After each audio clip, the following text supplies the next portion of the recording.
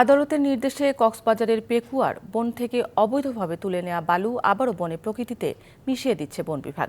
নির্দেশনা ছিল মজুত করা 4 লাখ ঘনফুট বালু বনের নিচু স্থানে ভরাট ও গাছ রোপণ করে ভিডিও সহ প্রতিবেদন দাখিলের।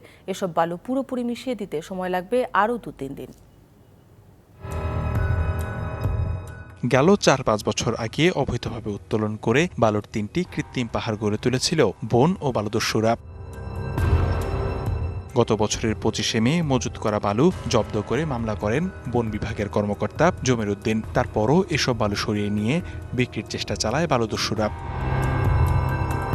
চলতি বছরের 31শে মার্চ এসব বালু প্রকৃতির সাথে মিশিয়ে দিতে আদালতের কাছে আবেদন করেন বারবাকিয়া রেঞ্জ কর্মকর্তা। পরে 8 এপ্রিলের মধ্যে বালু পরিমাপ করে প্রতিবেদন জমা দিতে পেকুয়ার ইউনোকে নির্দেশ দেওয়া হয়।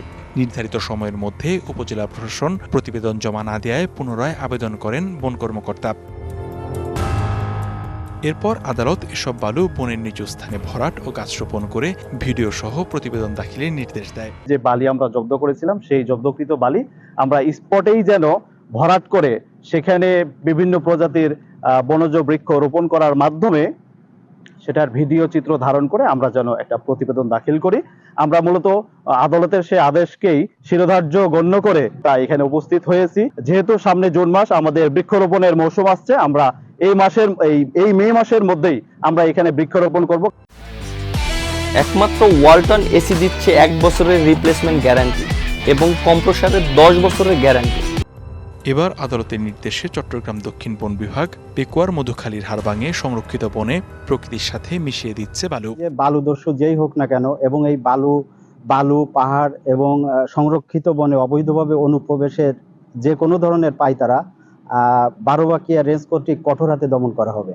এই কার্যক্রমে বন বিভাগের পাশাপাশি অংশ নেয় এলাকাবাসী। বর্তমানে যে বালুগুলো আজকে মিশিয়ে দিতেছে এই মাটির সাথে, এগুলো আমাদের এই এলাকার জন্য একটা সুখবর। পাহাড়ের গাছগাছালি পরিবেশ রক্ষার জন্য এটা খুব আমাদের উপকৃত হবে।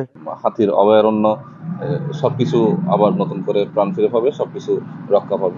প্রকৃতি রক্ষায় প্রশাসনের তৎপরতা অব্যাহত রাখার দাবি সচেতন মহলের। DBC news desk.